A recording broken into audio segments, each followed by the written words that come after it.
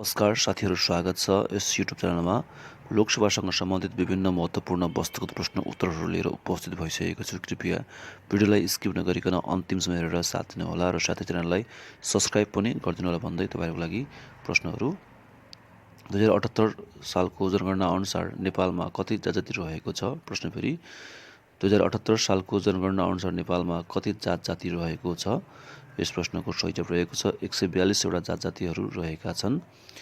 नेपालमा योजनाबद्ध विकासको थालनी कहिलेबाट सुरु भएको हो? प्रश्न फेरि एकपटक, नेपालमा योजनाबद्ध विकासको थालनी कहिलेबाट सुरु भएको हो?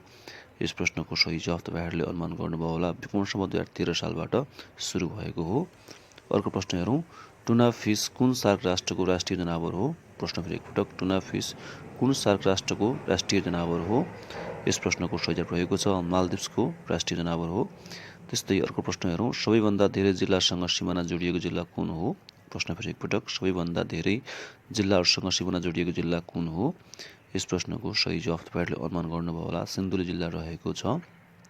अर्को प्रश्न रहेको छ, आरएनडी रान्ड कुन देशको मुद्रा हो? प्रश्न फेरि एकपटक, आरएनडी रान्ड कुन देशको मुद्रा हो? सही जवाफ रहेको छ दक्षिण अफ्रिकाको मुद्रा हो यो। त्यस्तै ककेसस पर्वत श्रेणी कुन महादेशमा पर्दछ? प्रश्न फेरि एकपटक, ककेसस पर्वत श्रेणी कुन महादेशमा पर्दछ? सही जवाफ रहेको छ युरोप महादेशमा पर्दछ ककेसस पर्वत श्रेणी। त्यस्तै लुम्बिनी विश्वविद्यालयको स्थापना कहिले भएको हो? प्रश्न फेरि एकपटक, लुम्बिनी विश्वविद्यालयको स्थापना कहिले भएको हो? यस प्रश्नको सही जवाफ तपाईँहरूले अनुमान गर्नुभयो होला, सन् 2004 मा भएको हो। त्यस्तै विश्व रेड क्रस सोसाइटीको प्रधान कार्यालय कहाँ रहेको छ? प्रश्न फेरि एकपटक, विश्व रेड क्रस सोसाइटीको प्रधान कार्यालय कहाँ रहेको छ? सही जवाफ रहेको छ जेनेभा स्विजरल्यान्डमा रहेको छ। अर्को प्रश्नतर्फ जाउँ हामी, भ्रिकुटीको तिब्बती नाम के हो? प्रश्न फेरि एकपटक, भ्रिकुटीको तिब्बती नाम के हो? यस प्रश्नको सही जवाफ रहेको छ ढिचिङ हो भ्रिकुटीको तिब्बती नाम। अर्को प्रश्न, जैविक विविधता दिवस कहिले मनाइने गर्दछ? प्रश्न फेरि एकपटक, जैविक विविधता दिवस कहिले मनाइने गर्दछ? यस प्रश्नको सही जवाफ रहेको छ मे 22 मा मनाइन्छ जैविक विविधता दिवस। अर्को प्रश्न, राष्ट्रिय क्लासश्री सम्मान 2079 बाट सम्मानित व्यक्ति को हुन्? प्रश्न फेरि एकपटक, राष्ट्रिय क्लासश्री सम्मान 2079 बाट सम्मानित व्यक्ति को हुन्? सही जवाफ रहेको छ किरण मानन्दर हुन्। त्यस्तै अर्को प्रश्नतर्फ जाउँ, नेपालमा समलिङ्गी विवाह दर्ता पहिलोपटक कहिले भएको थियो? प्रश्न फेरि एकपटक, नेपालमा समलिङ्गी विवाह दर्ता पहिलोपटक कहिले भएको थियो? यस प्रश्नको सही जवाफ रहेको छ विक्रम सम्वत 2080 मङ्सिर 13 गते भएको थियो समलिङ्गी विवाह दर्ता। त्यस्तै अर्को प्रश्न, विक्रम सम्वत 2078 को जनगणना अनुसार हिमाली प्रदेशमा बसोबास गर्ने जनसङ्ख्या कति प्रतिशत रहेको छ? प्रश्न फेरि, विक्रम सम्वत 2078 को जनगणना अनुसार हिमाली प्रदेशमा बसोबास गर्ने जनसङ्ख्या कति प्रतिशत रहेको छ? यस प्रश्नको सही जवाफ रहेको छ 6.09% रहेको छ। अर्को प्रश्न, विश्व भ्रष्टाचार अवधारणा सङ्घमा नेपाल कहिलेबाट समावेश हुन थालेको हो? प्रश्न फेरि, विश्व भ्रष्टाचार अवधारणा सङ्घमा नेपाल कहिलेबाट समावेश हुन थालेको हो? सही जवाफ रहेको छ सन् 2004 बाट समावेश हुन थालेको हो। त्यस्तै दिन र रात अक्सिजन दिने बिरुवा कुन हो? प्रश्न फेरि एकपटक, दिन रात अक्सिजन दिने बिरुवा कुन हो? सही जवाफ रहेको छ पिपल, पिपलको बोटले दिन रात अक्सिजन दिने काम गर्छ। प्रश्न फेरि अर्को, नेपालको पहिलो लिखित संविधान कुन हो? प्रश्न फेरि एकपटक, नेपालको पहिलो लिखित संविधान कुन हो? सही जवाफ रहेको छ नेपालको वैधानिक कानुन 2004 हो नेपालको पहिलो लिखित संविधान।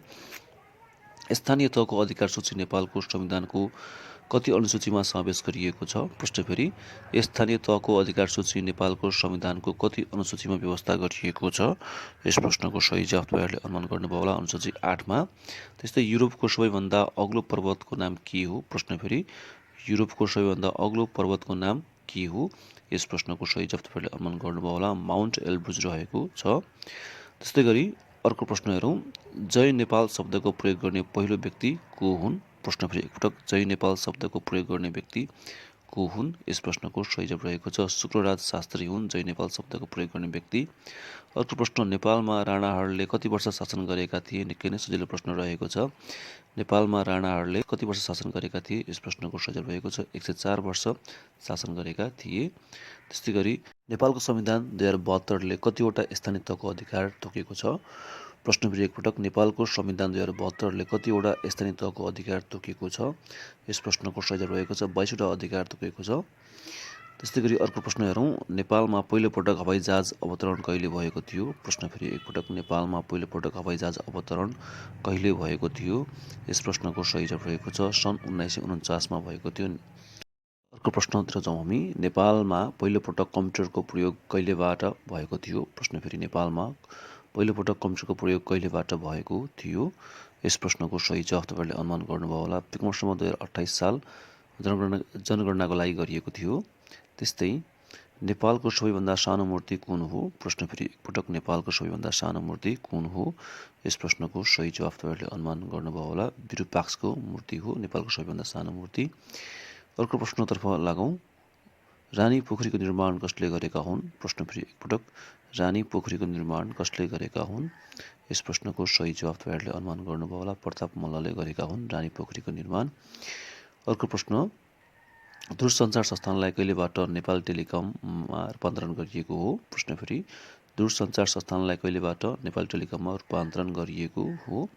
यस प्रश्नको सही जवाफ रहेको छ विक्रमसम्म 2061 वैशाख 1 गते रूपान्तरण गरिएको हो। त्यस्तै नेपालको पहिलो जलविद्युत आयोजना फर्पिङ जलविद्युत आयोजनाको निर्माण कहिले गरिएको थियो? प्रश्न फेरि, नेपालको पहिलो जलविद्युत आयोजना फर्पिङ जलविद्युत आयोजनाको निर्माण कहिले गरिएको थियो? यस प्रश्नको सही जवाफ तपाईँहरूले अनुमान गर्नुभयो होला। सही जवाफ रहेको छ विक्रमसम्वत 1968 मा निर्माण गरिएको हो। त्यस्तै अर्को प्रश्न रहेको छ, इतिहासको पिता भनेर कसलाई चिनिन्छ? प्रश्न फेरि एकपटक, इतिहासको पिता भनेर कसलाई चिन्ने गरिन्छ? यस प्रश्नको सही जवाफ रहेको छ हेरोडोटसलाई भनिन्छ इतिहासको पिता भनेर। अर्को प्रश्न, रक्सेताल कुन जिल्लामा रहेको छ? प्रश्न फेरि एकपटक, रक्सेताल कुन जिल्लामा रहेको छ? यस प्रश्नको सही जवाफ रहेको छ गोर्खा जिल्लामा रहेको छ रक्सेताल। भ्रष्टाचार सूचकाङ्क 2023 अनुसार विश्वमा सबैभन्दा बढी भ्रष्टाचार हुने देश कुन हो? प्रश्न फेरि एकपटक, भ्रष्टाचार सूचकाङ्क 2023 अनुसार विश्वमा सबैभन्दा बढी भ्रष्टाचार हुने देश कुन हो? यस प्रश्नको सही जवाफ तपाईँहरूले अनुमान गर्नुभयो होला, सोमालिया रहेको छ। त्यस्तै धागो बाँधेर पठाइएको चिठीले के को सङ्केत गर्दछ? यस प्रश्नको सही जवाफ तपाईँहरूले अनुमान गर्नुभयो होला, मृत्युको सङ्केत गर्दछ धागो बाँधेर पठाइएको चिठीले। अर्को प्रश्न हेरौँ, अविवाहित महिलाबाट जन्मेको बच्चालाई के भनिन्छ? प्रश्न फेरि एकपटक, अविवाहित महिलाबाट जन्मेको बच्चालाई के भन्ने गरिन्छ? यस प्रश्नको सही जवाफ तपाईँहरूले अनुमान गर्नुभयो होला। सही जवाफ रहेको छ कानिन भनेर भनिन्छ। त्यस्तै गरी अर्को प्रश्न हेरौँ, भाउजू तथा सानीमा बिहोर्ने प्रथाको अन्त्य कसले गरेका हुन्? प्रश्न फेरि एकपटक, भाउजू तथा सानीमा बिहोर्ने प्रथाको अन्त्य कसले गरेका हुन्? यस प्रश्नको सही जवाफ तपाईँहरूले अनुमान गर्नुभयो होला, भीमसेन थापाले गरेका हुन् भाउजू तथा सानीमा बिहोर्ने प्रथाको अन्त्य। त्यस्तै नदी नभएको सार्क राष्ट्र कुन हो? प्रश्न फेरि एकपटक, नदी नभएको सार्क राष्ट्र कुन हो? निकै नै सजिलो प्रश्न रहेको छ। सही जवाफ रहेको छ मालदिभ्स। त्यस्तै गरी अर्को प्रश्नतर्फ लागौँ हामी। अर्को प्रश्न रहेको छ, नेपाल सरकारले टिकटक बन्द गर्ने निर्णय कहिले गरेको हो? प्रश्न फेरि एकपटक, नेपाल सरकारले टिकटक बन्द गर्ने निर्णय कहिले गरेको हो? सही जवाफ रहेको छ विक्रमसम्वत 2080 कार्तिक 27 गते। चीनलाई मात्र छुने प्रदेश कुन हो? प्रश्न फेरि एकपटक, चीनलाई मात्र छुने प्रदेश कुन हो? सही जवाफ रहेको छ कर्णाली प्रदेश हो चीनलाई मात्र छुने प्रदेश।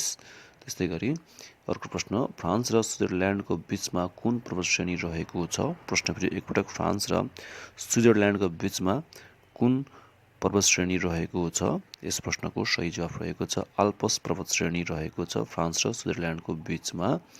सङ्घ सम्बन्धी अधिकार कति अनुसूचीमा व्यवस्था गरिएको छ? प्रश्न फेरि एकपटक, सङ्घ सम्बन्धी अधिकार नेपालको संविधानको कति अनुसूचीमा व्यवस्था गरिएको छ? सही जवाफ रहेको छ यस प्रश्नको अनुसूची 5 मा व्यवस्था गरिएको छ। त्यस्तै नेपालमा शहीद दिवस कहिलेदेखि मनाउन थालिएको हो? प्रश्न फेरि एकपटक, नेपालमा शहीद दिवस कहिलेदेखि मनाउन थालिएको हो? यस प्रश्नको सही जवाफ तपाईँहरूले अनुमान गर्नुभयो होला। सही जवाफ रहेको छ विक्रम सम्वत 2012बाट मनाउन थालिएको हो शहीद दिवस नेपालमा। त्यस्तै संविधानको धारा कतिमा सङ्कटकालको व्यवस्था गरिएको छ? प्रश्न फेरि एकपटक, संविधानको धारा कतिमा सङ्कटकालको व्यवस्था गरिएको छ? यस प्रश्नको सही जवाफ तपाईँहरूले अनुमान गर्नुभयो होला। सही जवाफ रहेको छ धारा 273 मा सङ्कटकालको व्यवस्था गरिएको छ। दिगो विकासको कति लक्ष्यहरू रहेको छ? प्रश्न फेरि, दिगो विकासको कतिवटा परिमाणात्मक लक्ष्यहरू रहेको छ? यस प्रश्नको सही जवाफ रहेको छ 169 वटा लक्ष्यहरू रहेको छ। लोकसेवा तयारीका लागि अर्को प्रश्न, नेपालमा सेलुलर मोबाइल सेवाको प्रारम्भ कहिलेबाट भएको थियो? प्रश्न फेरि नेपालमा सेलुलर मोबाइल सेवाको प्रारम्भ कहिलेबाट भएको थियो? यस प्रश्नको छ विक्रमसम्म 2006। गायत्री मन्त्र कुन वेदमा उल्लेख गरिएको छ? प्रश्न फेरि एकपटक गायत्री मन्त्र कुन वेदमा उल्लेख गरिएको छ? यस प्रश्नको सही जवाफ रहेको छ ऋग्वेदमा उल्लेख गरिएको छ। लभ वेभ केसँग सम्बन्धित रहेको छ? प्रश्न फेरि एकपटक ध्यान दिएर सुन्नुहोला। लभ वेभ केसँग सम्बन्धित रहेको छ? यस प्रश्नको सही जवाफ रहेको छ भूकम्पसँग सम्बन्धित रहेको छ लभ वेभ। त्यस्तै सार्क राष्ट्रको कतिवटा देशको झण्डामा चन्द्रमा अङ्कित छ? प्रश्न फेरि सार्क राष्ट्रको कतिवटा देशको झण्डामा चन्द्रमा अङ्कित रहेको छ? यस प्रश्नको सही जवाफ रहेको छ 3वटा देशमा चन्द्रमा अङ्कित रहेको छ। त्यस्तै गरी विश्वको सबैभन्दा लामो पर्वतमाला कुन हो? प्रश्न फेरि एकपटक विश्वको सबैभन्दा लामो पर्वतमाला कुन हो? यस प्रश्नको सही जवाफ तपाईँहरूले अनुमान गर्नुभयो होला। सही जवाफ रहेको छ इन्डिज पर्वतमाला रहेको छ। अर्को प्रश्नतर्फ जाउँ हामी। ब्रह्माण्डको उत्पत्ति सम्बन्धी द स्टेडी स्टेट थ्योरी कसले? प्रश्न फेरि ब्रह्माण्डको उत्पत्ति सम्बन्धी द स्टेडी स्टेट थ्योरी कसले प्रतिपादन गरेको हुन्? सही जवाफ रहेको छ जेम्सले। त्यस्तै गरी गौतम बुद्धको जन्म ईसापूर्व कतिमा भएको थियो? प्रश्न फेरि एकपटक गौतम बुद्धको जन्म ईसापूर्व कतिमा भएको थियो? यस प्रश्नको सही जवाफ रहेको छ ईसापूर्व 563 मा भएको थियो गौतम बुद्धको जन्म। त्यस्तै गरी मरुभूमिको हिरा भनेर कुन देशलाई चिनिन्छ? प्रश्न फेरि एकपटक मरुभूमिको हिरा भनेर कुन देशलाई चिनिन्छ? सही जवाफ रहेको छ दक्षिण अफ्रिकालाई। त्यस्तै सुन्दर ग्रह भनेर कुन ग्रहलाई चिनिन्छ? प्रश्न फेरि एकपटक सुन्दर ग्रह भनेर कुन ग्रहलाई चिनिन्छ? यस प्रश्नको सही जवाफ रहेको छ शनि ग्रहलाई चिनिन्छ सुन्दर ग्रह भनेर।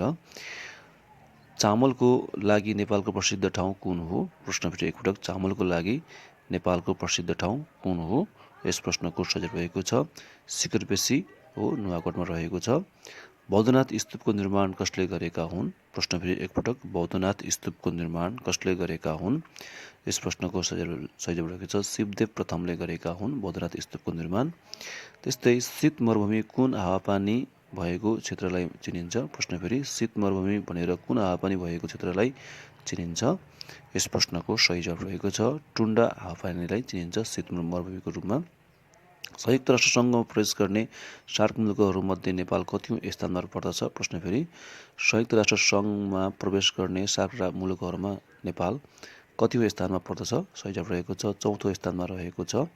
विश्व शिक्षक दिवस कहिले मनाइन्छ? प्रश्न फेरि एकपटक विश्व शिक्षक दिवस कहिले मनाइने गर्दछ?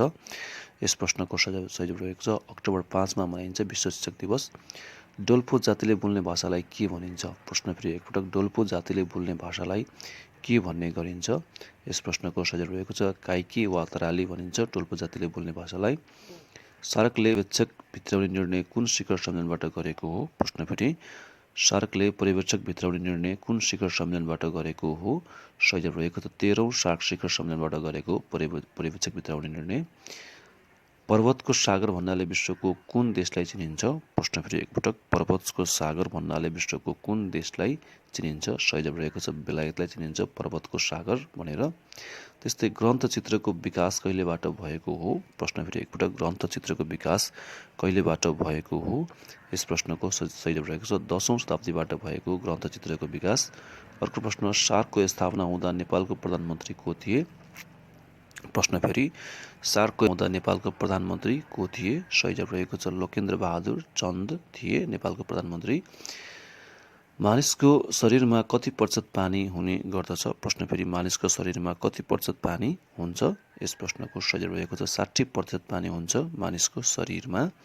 त्यस्तै गरी अर्को प्रश्न हेरौँ भ्रष्टाचार सूचकाङ्क 2023 अनुसार सबैभन्दा कम भ्रष्टाचार हुने देश कुन हो? प्रश्न फेरि भ्रष्टाचार सूचकाङ्क 2023 अनुसार सबैभन्दा कम भ्रष्टाचार हुने देश कुन हो? यस प्रश्नको सही जवाफ रहेको छ डेनमार्क हो सबैभन्दा कम भ्रष्टाचार हुने देश। त्यस्तै विश्वमा सबैभन्दा बढी कृषि गर्ने देश कुन हो? प्रश्न फेरि एकपटक विश्वमा सबैभन्दा बढी कृषि गर्ने देश कुन हो? सही जवाफ रहेको छ चीन हो।